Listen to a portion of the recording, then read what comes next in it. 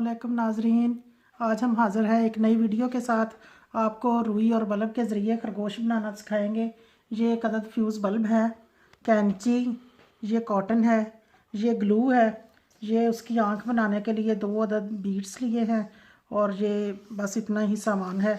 ये गत्ता है उसके कान शान बनाने के लिए। तो चलिए शुरू करते हैं अपना काम।